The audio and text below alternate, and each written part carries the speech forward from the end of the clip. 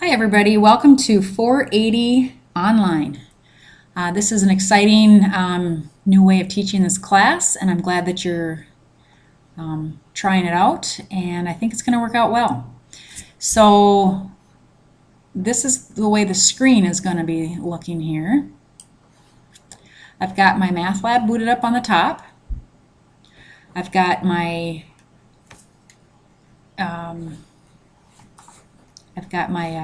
whiteboard underneath that I'm going to be explaining things and working out the problems, and I've got my calculator over here. All right, and this simulator is, the link is on D2L. And so I expect you to download this link so that you have the same calculator that I do. It's free. If you're having trouble with that, please go to campus with your laptop and have them download it for you. They're wonderful at doing that. Okay?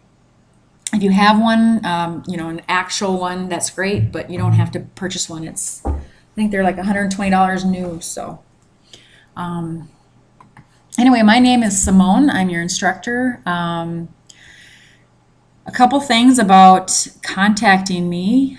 Just make sure that you ask questions. This is not going to be an easy course to do online, so I want to make sure that you have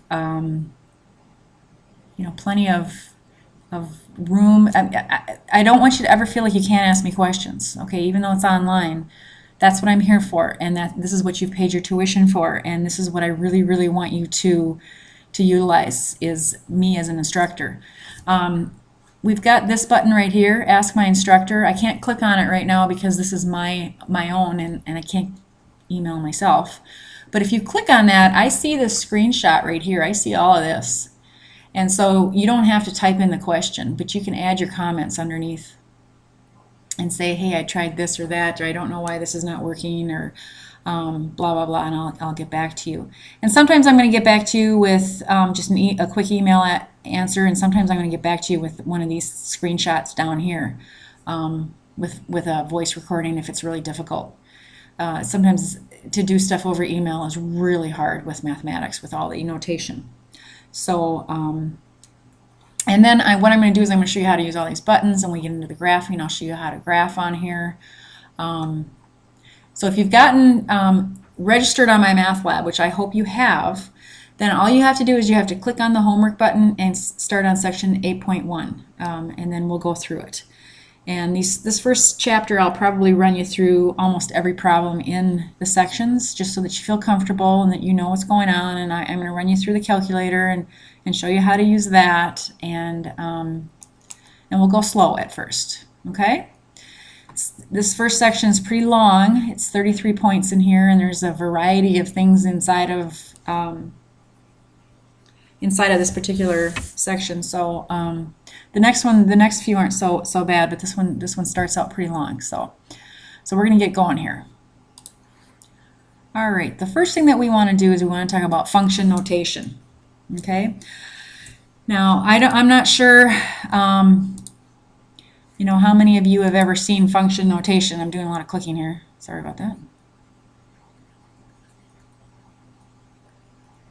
Functions. Basically, functions are equations. Let's just say I had an equation 3x plus 2. Okay, this is an equation. It's got an x and it's got a y. This is your variable. This is your answer. It's we usually solve for y and things like that. But in higher levels of mathematics, we want to write things differently. We want to write them as a function instead. And so what we do is we replace this y with f of x. Okay, that's how that's read, f of x. Okay, that's not multiplication, it's a notation symbol. All right, what it's doing is it's telling me what the variable in the equation is. Okay, x is the variable, so this is your variable. Now, this is not an issue with this particular equation because there is only one variable, but if I'd have multivariables, then I need to know which one's the variable. Okay? Which will make a lot more sense later on in mathematics. For right now, just know that y is equal to f of x, and they're basically the same thing. All right? In function notation, this is your output, and this is your input. which will be very important in the back half of this section. Okay? So these are all the numbers that you're putting into the function, and then the function therefore spits out a bunch of answers for you. You can kind of think of it as a machine. I mean, you can read that. I really want you to read that book. And hopefully you know what you really should be doing is prior to this lecture you should read the book. You should, you know, take a look at what's in there, get the basics down. You know, if you've got the ebook, I want you to do all the animations and the videos and try the exercises and all that kind of stuff. Then look at the lecture. I'm going to, you know, nail a few things down a little bit more. We're going to go through the actual homework, and then I want you to try the homework. Okay? So let's just think of this function as a machine, and this machine happens to be called 3x plus 2. Okay, that's what it does.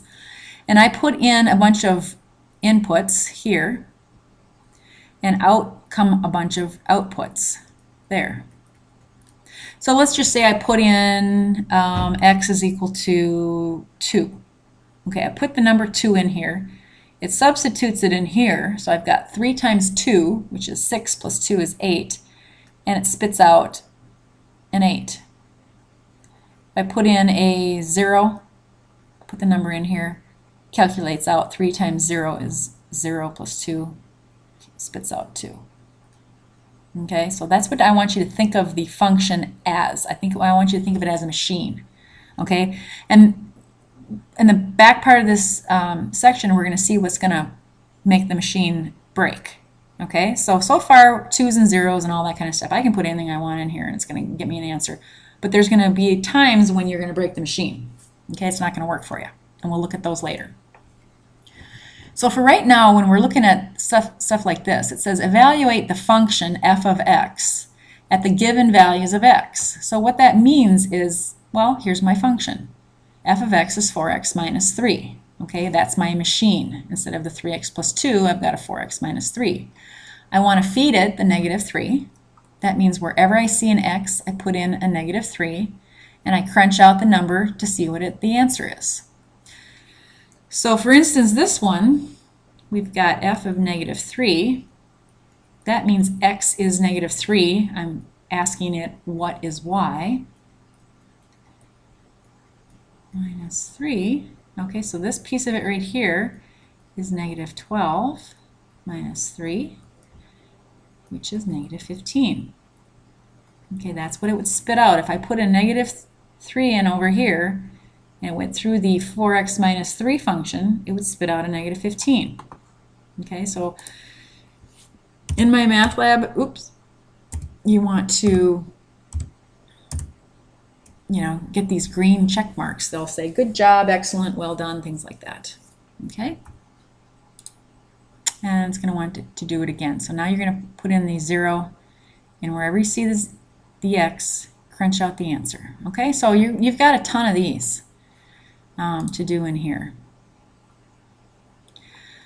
Let's take a look at the calculator. Okay, so what I'm going to do for most everything, I'm not going to say everything, but most everything I'm going to do both by hand and with a calculator.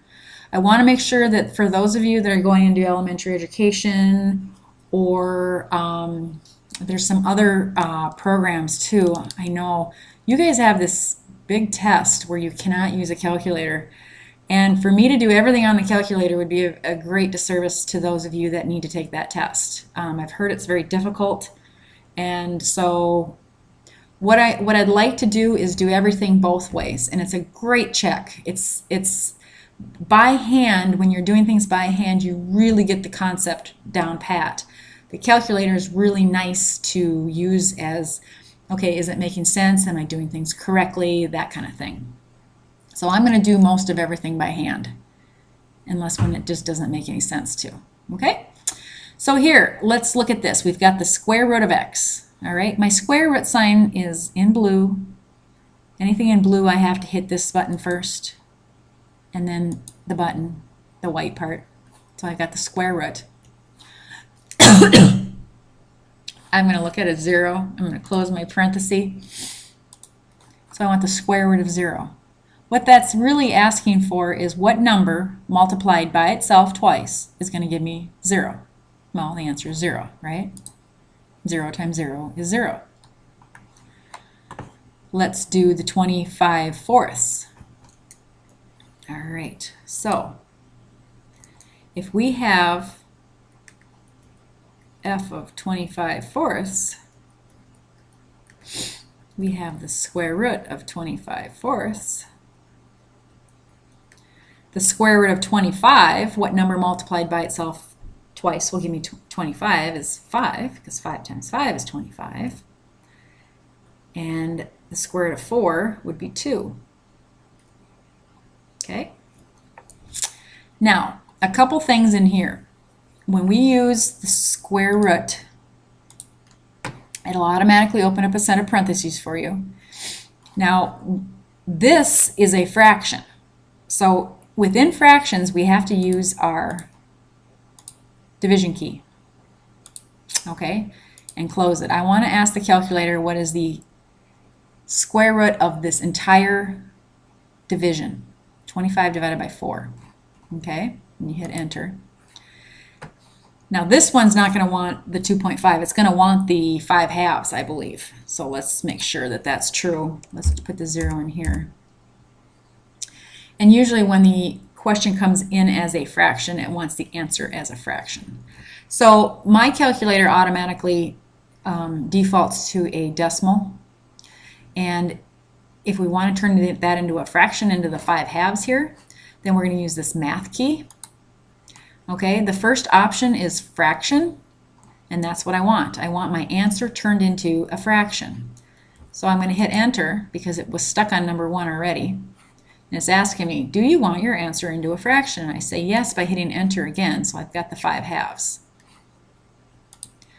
So let's see if that's what it wanted. Now, my math lab is kind of picky, and it changes from author to author, so I might be having to experiment just a little bit with the form that it wants it in. So we'll see. I might be doing things wrong, and more than likely I'm going to be making mistakes. So just an FYI. I mean, I make mistakes in class all the time. So, and those of you that know me, that of course I'm going to do that. So just bear with me when I make mistakes. Okay, so I want to put in the 5/2. There's two different ways I can put it in. I can either do 5, and then I've got my / with a 2. That's one way of doing 5/2. Or I can use my fraction key. And it tells me also that, you see the / on there? It's also telling me the shortcut. But I can also just fill in the boxes if I want. Okay, good job. All right. So here, if we were going to put these two things into a squaring key, my squaring key is right here. Now, anytime that I'm going to use any of these fancy keys, I want to make sure that I put whatever I'm entering in parentheses. Look at the difference between -5 squared without and -5 squared with parentheses. Big difference. Which one does it want? Well, this question is telling me to take all of x, not just the 5, not just the negative, but all of it and square it. That means I contain it in the parentheses. This is all of it squared for a positive 25. This is telling the calculator, square 5, which is 25, and then take the opposite sign, which is negative 25. You have to remember that the calculator is a machine and it's been programmed to think one way. So you have to know what that way is. So if we want the correct answer, we're going to have to do that. Okay, so we've got a 25 in here. And the 7/2, whenever we work with fractions, we have to contain them in parentheses. Okay, so we're going to put that in like this. 7/2, we want to square that. We want to hit enter. Then we want to hit math, enter, enter. 49/4. Well, let's check that. Let's see. We have f of x is x squared. We want to evaluate f of 7/2. So we would take 7/2 and square them. Okay, this is telling me to multiply this by itself twice. All right, 7/2 times 7/2. When I multiply fractions, I multiply straight across. 7 times 7 is a 49, and 2 times 2 is 4. This might be a little faster. I don't know. 49 fourths. 49 fourths. Okay? Yes. All right. Look at this baby. This is different. This one says f of x is 5. No matter what I put in for x, my answer is 5. It's stuck at 5. We're going to talk about this in 8.2 a little bit more. These are called constant functions, and it doesn't matter what you put in for x. Your answer is 5 no matter what. Okay? Because there is no x in the function to plug in to change it. Okay? So here my answer is 5. So that's just this is just a very specific special case, and we'll look at those more next time. Cubing key. All right, let's just try the x of -4 here. So we have f of x is 6 minus x cubed. If we want to evaluate at x equals -4, that means I replace the -4 wherever I see an x, minus -4 cubed. Again, I want to cube the entire thing. I want to throw it in just the way I see it here. Okay, now this was my squaring key. Okay, so that's specifically a 2, like for this one right here. But if it's anything other than a 2, then I want to use my power key right there. Let's get rid of all that. So we want to do 6. This is my subtraction key. This is my negative key. Okay, big difference there too. So I want to contain my -4 in parentheses, and I want to raise it to the third power. I've got 70. Okay? And we do the same thing with the 2. So, all right, division. Division, division, division. Nothing complicated about it except with the calculator. If I have f of x is 5 over x plus 3, and I want to evaluate f of 5, let's do the second one. That means I'm putting in a 5 wherever I see the x. I've got the 5 on the top. I've got 5 plus 3. This is not reducible, so I've got 5/8. All right. Now, if I wanted to use my calculator, I'm going to have to contain the entire denominator in parentheses. Otherwise, it doesn't know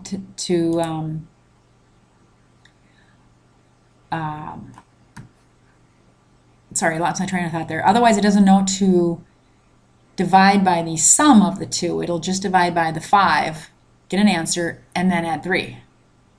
So now we want to turn that into a fraction. Remember, it's math, enter, enter. Okay? If we wanted to go back to the decimal form, then I'd hit a number 2. Yep, I want to turn my answer into a decimal. I'm back to the 0.625.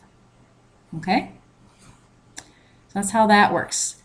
Just look at the difference. I'm just going to do it real quick here. 5 divided by 5 plus 3. I'm going to not use my parentheses, and I get a completely different number. I get a 4. Okay, because it's going to divide, get an answer of 1. 5 divided by 5 is 1, plus 3 is 4. So you must tell the calculator what you really mean. Okay? Oops. What's this last one? No, that was that one. Okay, so now we're on to sketching functions. So this is, again, we're going to do this 2 different ways. We will do it with the calculator, and then we're going to do it by hand. Okay? Well, let's do it by hand first. Okay, so here's my function. This function is a linear function, meaning it's a line. And I can tell that because the power on my x is a 1. There's a 1 up in here. That's not really shown. It's assumed that there is a 1 there. Okay, so that means that I want to use my line tool. All right. Here's my directions down here. It says click the graph to plot the first point on your line. Okay, well, I want to plot a point. Well, I got to find a point, don't I? All right, so let's make a t-chart.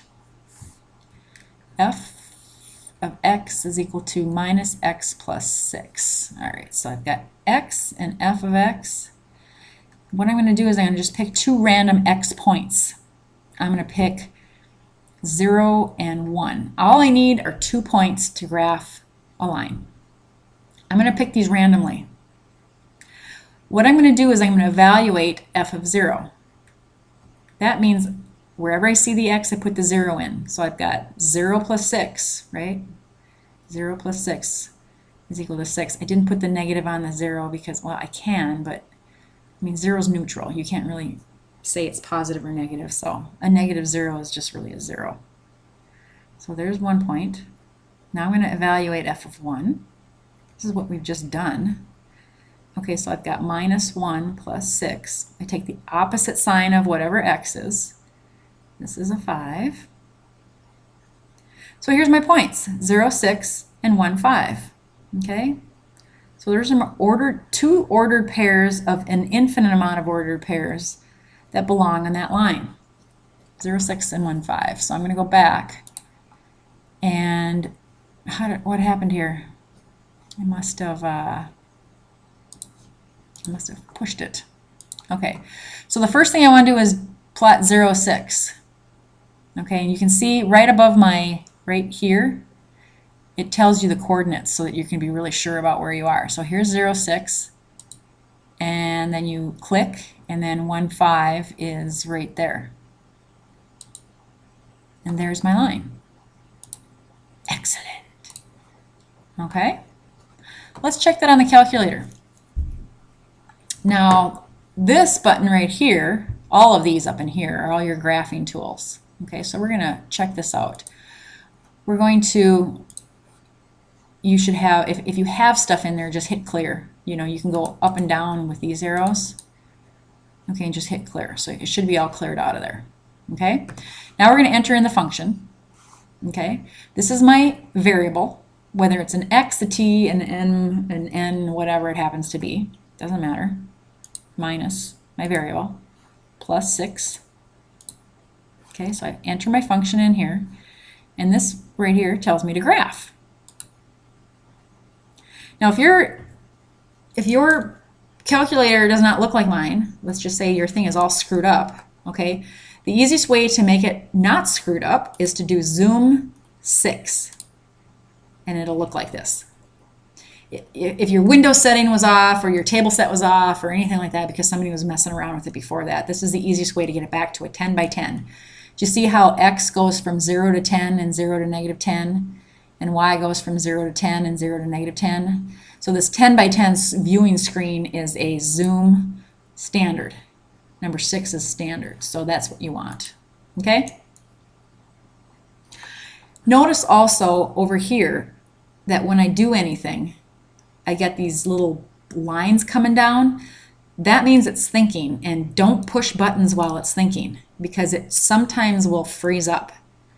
It's a very particular calculator, and you don't want to mess with it. Let's look over here when I do that again, and just you can see that it thinks. Okay, so zoom 6. See it? And then it stops doing that when it's done thinking. Then you start typing again. Okay, so look at how close my line looks. That's perfect.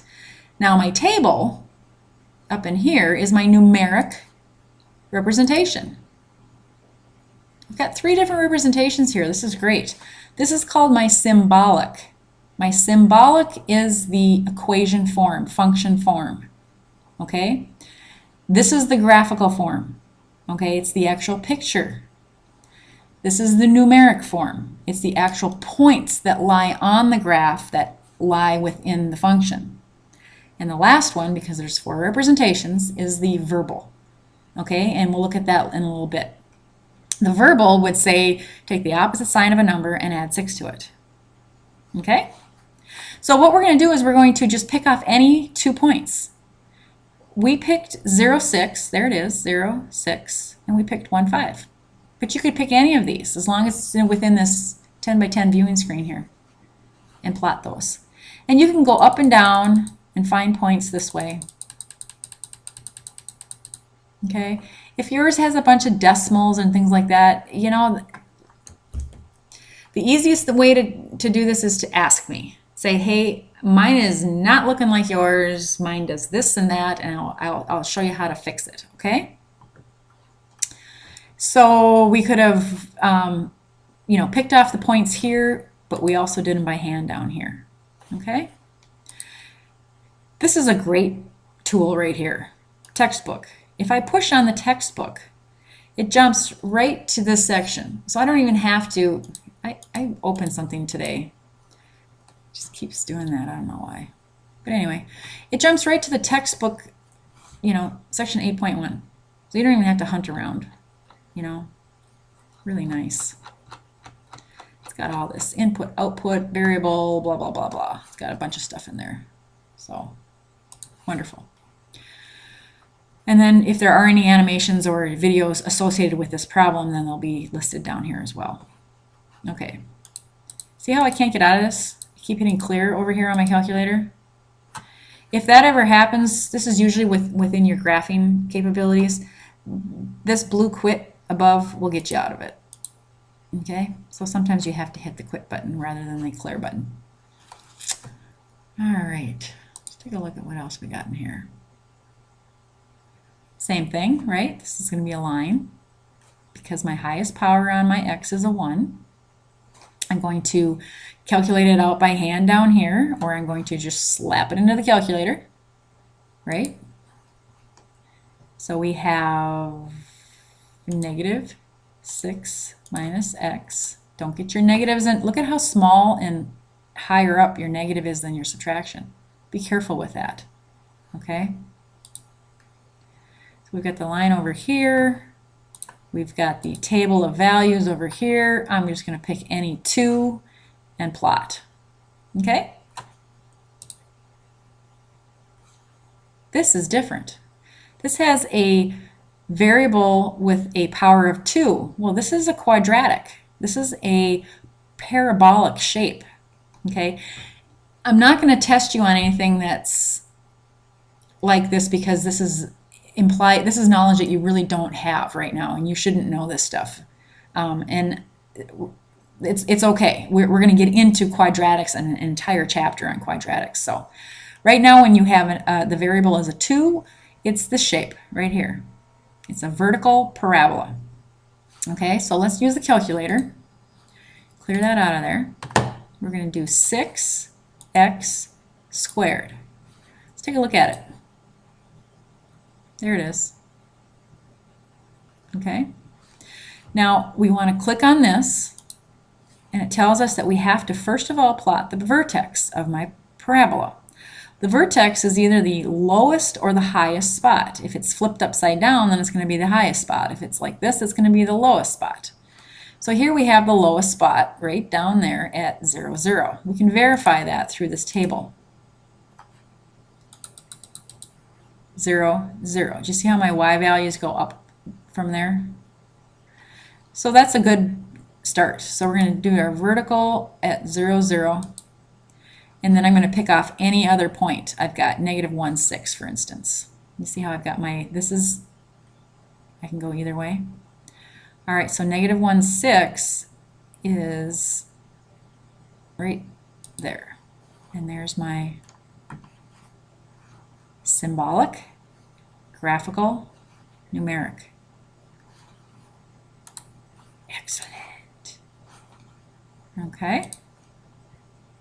Here we have multiple choice. Sweet. Oh, should we go back to that? Let's go back to that and do that one by hand. All right. So we have f of x is equal to 6x squared. Now, I don't want to get into the vertex piece of this right now because there's a formula for it, and like I said, we're going to get into that. So I would prefer that you use the calculator in this one because we don't have enough. Yeah, let's not do this one by hand. But if we did, because I'm not going to be able to find the vertex this way, I can just pick off any points here. So x is 0. I'm going to evaluate f of 0. 6 times 0 squared is 0. There's my vertex. Now you don't know that that's your vertex. You will later. And f of 1 6 times 1 squared. 6 times 1, okay, 1 squared is 1 times 6 is 6. 0 squared is 0. 0 times anything is 0. Let's verify that through this table. Whoops, what am I doing? It's right here, 1, 6. 0, 0, and 1, 6. So I could have gone, you know, and plotted this side. It doesn't matter. You have to do the vertex first, then you have to pick any other point when it comes to those. All right, let's look at what we got here. This is a square root. Easiest way to do this one is just to compare. We have x minus 4. Comparing graphs. It's got to be that one. Okay. We won't do these by hand. Some stuff I'm not going to do by hand. So, all right. So now what we're going to do is we're going to go back to evaluating the function, just like what we did in this. We were evaluating this function that was given to us symbolically at a certain point. Well, we can do the same thing. We're going to evaluate a graphical representation at a certain point. Okay, this is what x is equal to. We want to know what y is equal to. This is shorthand for I know x is 0, what is y? Well, when x is 0, I'm right here. Y is also 0. I'm looking to see where on the blue line is x equal to 0. Well, that's also at y equals 0. Okay. F of 1, I know x is 1, what is y? When x is 1, I'm right here. What is y? Y would be 4. I follow up from the x value up to the graph, and then I see that it lands on 4. Okay. F of 4, I'm going to go over to, I know x is 4, what is y? Well, y happens to be 0 there. You see how that works? Graphical is pretty easy. All right, why do they change it to an h all of a sudden? Well, basically, functions are f of x, g of x, and h of x. Those are the three main ones. It's kind of like variables. The main three variables are x, y's, and z's, right?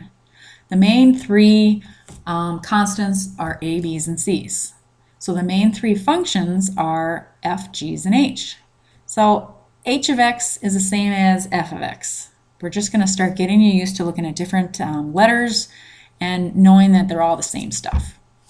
So f of 4 or h of 4 is the same thing. Okay, so we're just looking to say, I know x is 4, what is y? Well, look at my scale, I'm out to 10 here, so 1, 2, 3, 4. I'm up here, I'm up 1, 2, 3. Okay, so my answer would be 3 there. 6 would be 1, 2, 3, 4, 5, 6. I move up to here and I count up to see how high I am. Now, if you're having trouble seeing this right here will enlarge it. And if you're having trouble seeing that, then you maximize it this way. Okay? A lot easier to see it when you maximize it. Now, the danger with doing this is that sometimes, and it's very rare, but it does happen, they change the scale on you. Okay, so just be sure that it's not changing that if they are changing the scale, like when you zoom in, all of a sudden this becomes a 20. They sometimes do that, so just be sure to check the scale. Okay, so these are all done the same. The graph of f of x. Okay, so again, we're looking at -4. Look at the scale change here. Now we're at -20. So these are probably going by 2s. 2, 4, 6, 8, 10. There's -10, yeah. So -5 would be right about there. And that would be our corresponding y value. We would be at 2, 4, 6, 8. Who do we appreciate? Math! Oh God, I'm going to get silly when there's nobody to check me. Okay, hang on. All right, now we're going to look at a numeric way of evaluating. So now we've looked at the symbolic way of evaluating expressions, we looked at the graphical way of evaluating expressions, and now we're looking at the numeric, which is the table form. Okay? These are probably the easiest. I know x is 1, what is y? When x is 1, y is 5. Wow. I know x is 3. When x is 3, y is 3.5. Could that be any easier? The trick to these, as with all mathematics, is knowing what it's asking you. I mean, isn't that the hardest part about mathematics? Is if you look at the question, you don't even know what the heck it's asking you. So this is shorthand notation for what I just said. I know x is 1, what is y? Okay, so that's the piece of the puzzle that we need to do. All right, so let's look here. What do we got? All right, we want to go from a verbal representation to a symbolic, a numeric, and a graphic. Cool. All right, so my verbal is right here. I want to subtract 1 from the input x to obtain the output y. Cool. All right, so that means y is equal to, so what we're doing is we're taking all these words and we're putting that into an equation. Okay? I want to subtract 1 from any number x. Okay, so that would be taking your x value. Now remember, subtraction, it matters. 1 minus x is not the same as x minus 1. It says I want to subtract 1 from the x input. You know what? I'm going to just do this one backwards just to show you something here. I'm just going to do, first of all, I'm going to go backwards, and obviously that's not right because we just said it wasn't right. Okay, and I want to do this one wrong 3 times. It says, sorry, your answer is not correct. Here's the correct answer, and here's your answer, and now we're done. And now I can't do anything more with this. This is a really bad one to show you. Dang it. Because this has got multiple parts to it, so.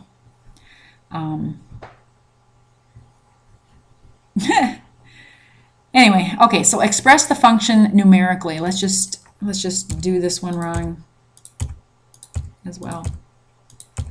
I wanted to show you how to bypass all this. Here's the correct answer, and I'm going to check this wrong again 3 times. I'm purposely doing this wrong. Now I've got, see how I've got all these red triangles in the corners here? I've got an X here, and now I've got this red X up in here, which shows that I have not done this problem correctly, okay? I can't do anything more with this one, but I can click similar exercise. And when I click that, it starts all over again with another 3 tries. Now the problem more than likely will change. Okay, it's very similar to the first one that you had, but it's going to be a little bit different. Okay, this piece of it's the same. Maybe these were different. I can't remember. I didn't really pay attention to that. But we want to subtract 1 from the input x to obtain the output y. So that's good. So we've got x minus 1. Okay, so that's going from verbal to symbolic to numeric. Okay, these are all the same thing. Do you notice how we're just changing the form? It's like going from 0.5 to 1/2. Same thing, different form. Okay? So we want to be always looking at these 4 different ways of looking at the same thing. All right, so we're supposed to express it numerically. We're supposed to complete the table of values. Okay. Well, let's do it by hand. These 3 by hand. And we'll do these 4 with calculator. All right. So that's not going to work. Right there. I'll go right up in here. Okay, so my function is an equation form. All right, so I want to first of all put a -3 in wherever I see an x. Crunch out my y value. Okay, -3 minus 1 minus 4. Okay, and -4 there. I'm going to do it again for -2. Okay, y equals -2 minus 1. This is -3. And I'll do it for the last one before I minus 1, which is minus 2. Okay, so I've got negative 3, I've got negative 2. I'm going to jump over to my calculator. I'm going to put my function, I'm going to clear this one out, I'm going to put my new function, the x minus 1 in, x minus 1. I don't want to look at the graph because, well, I will, because that's probably the next part, but I want to look at the table. Okay? So I'm going to jump straight to the table and I'm going to start picking off my values. First of all, I'm going to double check to make sure I did these three right, which I did. Negative 3 is negative 4, negative 2 is negative 3, negative 1 is 2, and now I can just start filling these in. 0 is negative 1, 1 is 0, 2 is 1, and we'll go to 3 is 2. Okay? Good job. Now we want to look at the graph, and we want to pick it off. Now, I could use any one of these pairs of points that I've calculated down here, which I also have right here, to see which two are on the graph. That's how I would do it by hand. I would see, is 1, 0 on this graph? Well, this one doesn't look like it's on that graph. 1, 0 is right here. This one has 1, 0 on it. This one does not. And this one does not. So I'm thinking it might be that one. And then I look to see over here. Yep, that's probably it. Okay, let's look to see if 3, 2 is on there. 3, 2. Yep, see that this scale here is going by 2s and this one's going by 1s and it's stretched out this way. So that is 3, 2. So it's this one. Okay, so I can check it both ways. All right. So that's how I would check it by hand, and then this is my check of the calculator, and I can also look through all these values up in here or in through here to check to see if they're on this line, on the blue line. All right. And I will let you be on some of these. I might just do the symbolic one because those are sometimes the hardest. But we want to multiply the input x by 2, then subtract 6 to obtain the output y. Now remember, when we're writing these down, we want to make sure that we write them in the order of operations mode. Okay?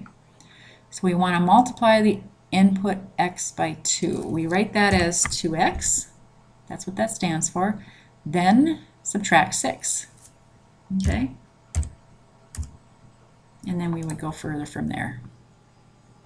Now I can either start plugging in values, put these values in and crunch out my y, or I can put it into my y equals and pick them off the table.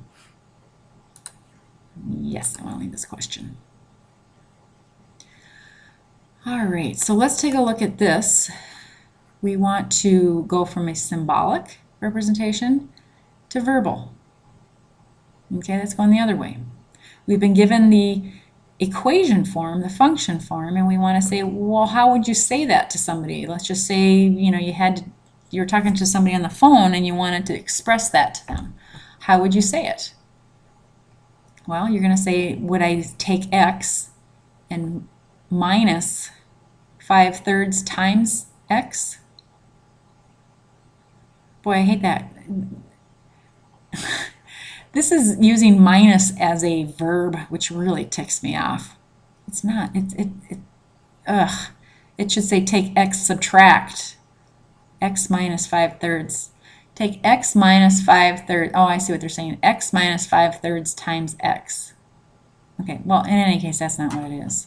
I hate it when people say you minus it like that. That's what really bugs me. Anyway, subtract 5/3 from x. Okay, so obviously we're not multiplying.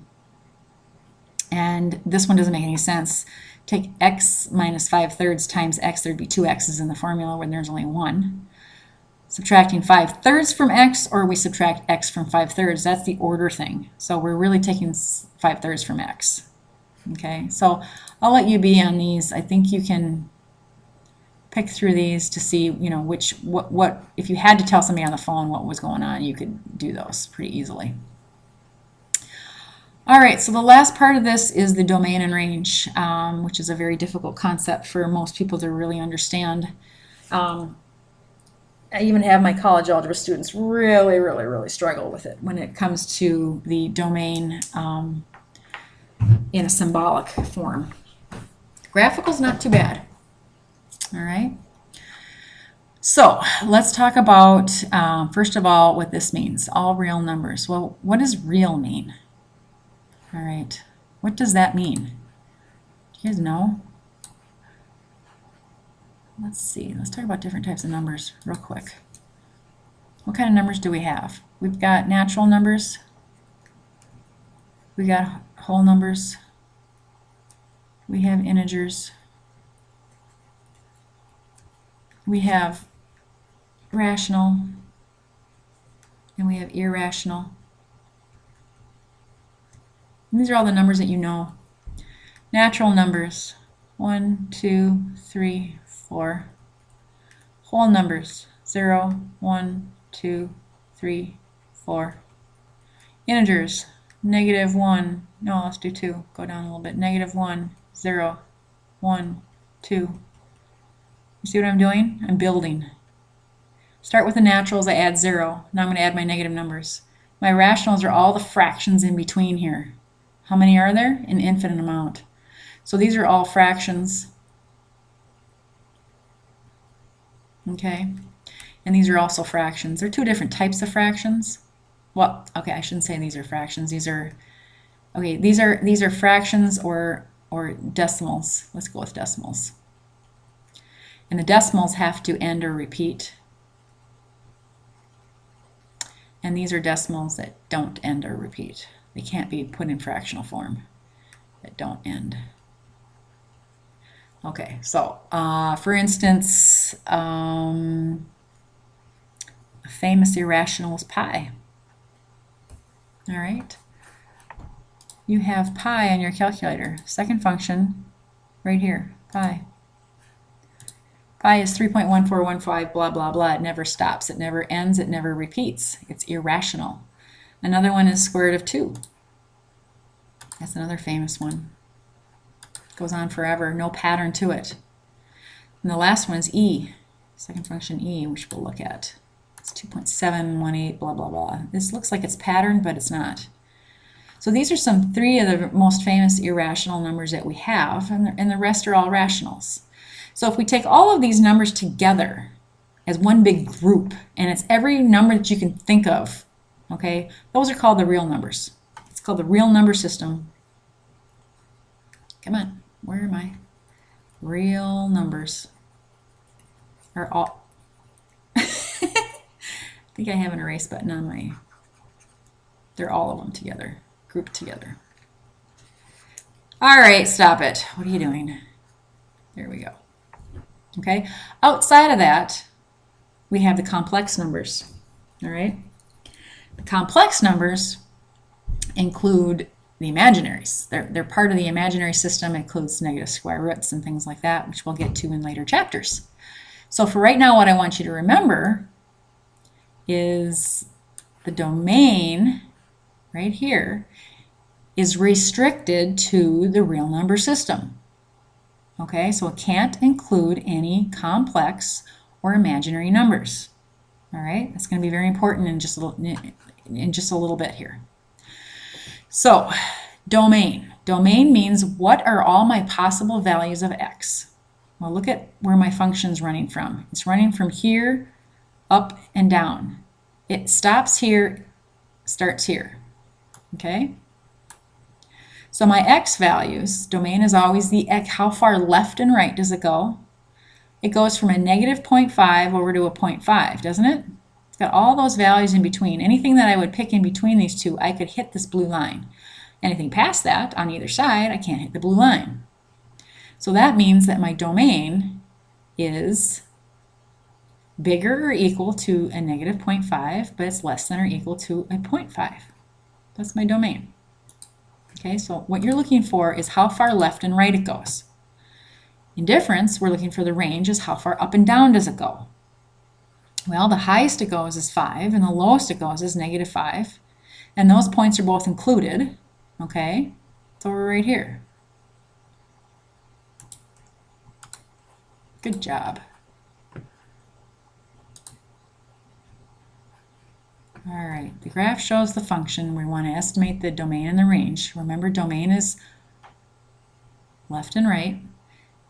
These closed circles means these endpoints are included. If they were open circles, they would not be included. Okay? This symbol right here is infinity.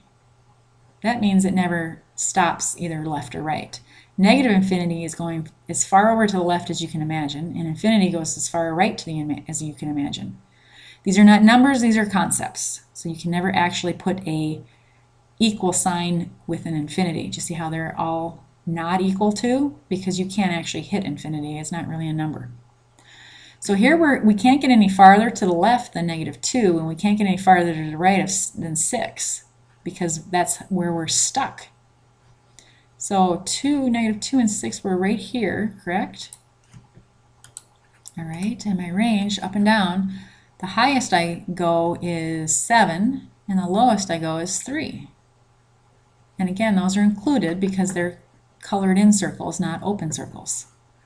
So I'm going from 3 to 7. So graphically, these things aren't so bad when you look at the domain and range as far as the picture goes. So I'm going to let you, oh no, I suppose we have to do these too. All right. So here, what do these endpoints mean? Well, these endpoints mean that it goes on forever. Okay? It means it goes on forever up and to the right and to the left. Okay? If I was to, here, let me show you something here. If I was to take this, I don't know how this got so skinny. Ah! It's not what I wanted to do. All right, let me flatten that out for you. I'm not very good with this tablet. God, I hope I get better. All right, let me just flatten that out for you. I apologize if I'm driving you nuts. See how this one's and then it just like disappears. Yes. What? This button has no effect during preview mode. What button? Okay. Do you see how this one's real skinny and this one's real flat? Do you see how it goes on forever up and to the left, forever up and to the right? Same thing here. It just goes slower. Okay? Okay. So what that means is there is no bound on the left and right. It goes forever and forever. So that means all reals, meaning it never stops on either end. It includes every number that you can think of. That's the domain.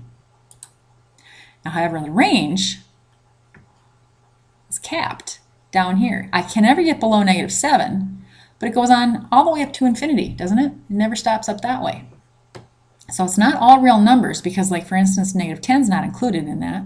I can never get on, when y is -10, I can't get to the graph. Okay? When y is anything above or equal to -7, I can. So I want to type an inequality or a compound inequality in here. Okay, well, what are those? Well, let's take a look. I don't know, my screen got all messed up all of a sudden here. So, okay, an inequality looks like this. Okay, and a compound inequality looks like this. So this is saying that y is bigger or equal to 8. That's just an inequality. That means 8's included and it goes up from there. Here, this is stuck between two values. It can't go below -2, it can't go above 8. All right, so this is a compound, and this is just an inequality. Okay? So, where's my, there you are. All right, so I want to say that my values for y are greater than or equal to -7. So I want to do y because I'm on the range end of it, not the x, which is the domain. And now here I've got my greater than or equal to. I also want to show you this button while I'm here. The more button, if you ever need anything else, all that stuff that you, usually it's pretty good. It usually it gives you what you need over here. You shouldn't need any of these, but it's always there just in case. But anyway, what did I say? I said greater than or equal to, okay, -7. That's my range. home on the range. Okay? Pretty easy. X, X, Y, Y. You're looking for how far left and right, how far up and down does it go. Looking for your maximums. All right, so now what we're going to do is we're going to switch to a more symbolic method. I apologize that this video went over an hour. I'm usually going to try to keep it under an hour, but this one's just so much information in there. Okay, so this is the hardest part is finding the domain. They're not going to ask you for the range ever. The range on symbolic stuff is extremely difficult. We don't even do it in college algebra, so we're just looking for the domain. And I have to do some background on this for you before we can get started here. So, all right, let's see what we got going on here. This stupid thing. All right, you know what? I am going to erase. So I'm going to delete the, I'm going to pause this for right now, and I'm going to wipe my screen clean, and I'll come right back. Okay. I'm going to do that while I paused it so that I save time. Okay, so first of all, what we need to know is that the domain is restricted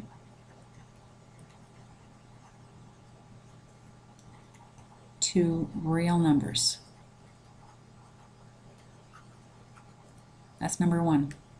What does that mean?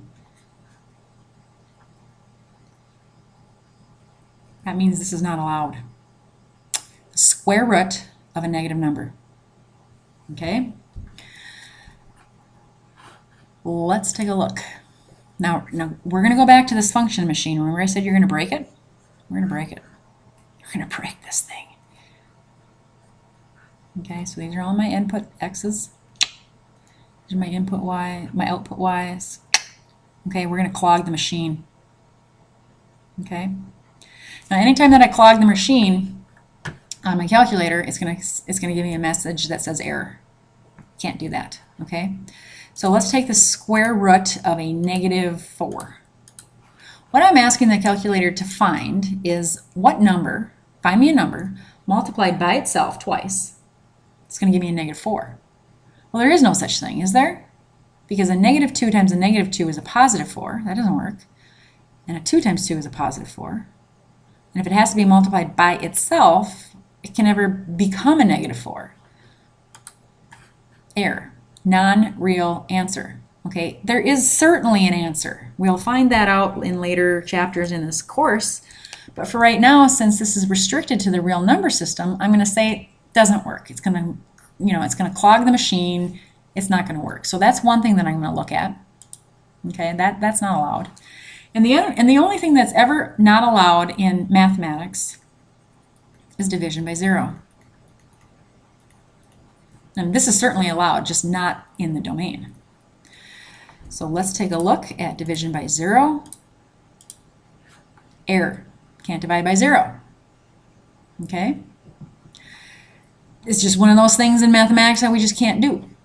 All right? So when we're looking for the domain, as far as a symbolic domain, all we care about are these two things. That's all we're looking for.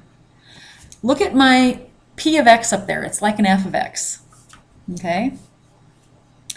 P of x is equal to 2x minus 3. Do I have a radical sign anywhere in my function? Do I have one of these things? No, I don't care about that. Do I have any division? No, I don't care about that. Therefore, whenever I don't have either one of those, my answer is always all real numbers. Meaning, I can put whatever I want in here and I'm never going to clog the machine. Right? Because the only two things I'm looking for is negative square roots or division by 0. I have neither in my function, so therefore I am free to put whatever I want in there. Okay? I can put whatever the heck I feel like putting in there. That's my domain. Meaning, what's going to clog it? Nothing. Same thing here. What's going to clog it? I'm looking for these two things. Do I have a radical sign? No. Do I have division? No. What's my answer? All reals. Nothing's going to clog it, because these are the only two things that are going to clog it. Ooh, okay. Do I have a radical? No. Do I have division? Absolutely. All right. My numerator, I don't care about. This says division by 0. That means the denominator can't be 0. Denominator cannot be 0. It says nothing about the numerator. Numerator can be whatever it wants to be. All right? So all I care about is the denominator. This piece of it can't be 0, the x plus 3. Solve for x. I'm going to subtract 3 from both sides. So x cannot be negative 3. It's the only number that if I put a negative 3 in here, I get an error. Okay? So my answer here can't be all real numbers because I've got one that clogs it. So it can't be negative 3. Otherwise, I'm free to put in anything else. Okay, so what I'm looking for is what value of x down here in the denominator would make it 0 so that I have 6 divided by 0. That's what I'm looking for. All right. Do I have a radical sign? Nope. Do I care about the numerator? Never. Do I have division? Yes, I do. X squared plus 5. All right, well, let's take a look at that. I've got x squared plus 5. Can't be 0. Ouch. All right, solve for x. What can't x be? Let's see. Subtract a 5 from both sides. X squared cannot be a negative 5. In order to get rid of my square, I'm going to take the square root of both sides because whatever I do to one side, I do to the other side. The square root of anything squared is itself, so that's just an x. So x cannot be the square root of negative 5. But that's not a real number because of this restriction. Therefore, I can put whatever I want in there because this is the only restriction, but it's not a real number. It's a complex number. The square root of negative 5 isn't real. So, therefore, I can just put in whatever I want because any real number that I put in here, okay, anything that I can never get this down to in a 0 because this would need to be a negative 5 and I can't ever square something to get a negative 5. Okay? Like I said, the domain's a very difficult concept. All right. Now I've got a radical. I don't have any division, but I do have a radical, and it's not quite as simple as just an x underneath there. So let's look at the square root of x. What can x be? Can x be 0? Is the square root of 0 okay? Sure, the square root of 0 is 0. That's okay. Can the square root be anything positive? A positive value, a positive anything? Sure, that works. 0 works. Can the square root be anything negative? Nope. Okay, so therefore what I want is this piece right here has to be bigger or equal to 0. Isn't that true? Okay, it's just all of a sudden stuck down. Here we go. Creepy. All right. 4 minus x has to be bigger or equal to 0. The radicand, which is the piece underneath the radical sign, can be 0, and it can be positive. It can't be negative. That's what this is telling me. I'm solving for x down here. All right. So what would I do? I would add an x across. I'll do it 2 different ways. X minus x, 0 plus x. Okay, so 4 has to be bigger or equal to x. That's the same as x has to be less than or equal to 4. These are the same thing. Okay? All right, let's just do it a different way, just so that we verify. 4 minus x. This time I'm going to subtract my 4 across. Okay, so this is gone, so I've got the negative x. 0 minus 4 is minus 4. What happened here? That's not an 8. Okay, I'm getting tired. That's an x. Now, where did the 8 come from? Okay, so now this is a negative x is bigger or equal to negative 4. Well, I have to divide through by negative 1 to get rid of that negative. And the deal is with inequalities is if I ever multiply or divide through by a negative, I have to flip my sign. Then this cancels. So now I have x is less than or equal to, this becomes a positive 4. These are the same thing. Okay? Now, that's my answer, but look at the way these answers are. These answers are in interval notation. I don't know if you know what interval notation is. Okay? So a parenthesis means that this number is not included. So that means the 4 is not included, the negative infinity is not included. The bracket means it is. So that would mean it's 4, including 4, up to infinity, not including infinity. Infinity is never included because, like I said, it's not a number.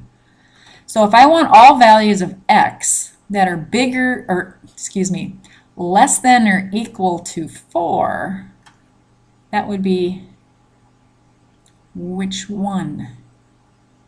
X is less than or equal to 4.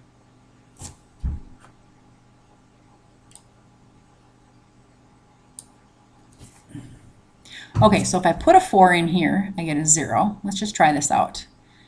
If I put a 4 in here, I get a 0. And if I put a,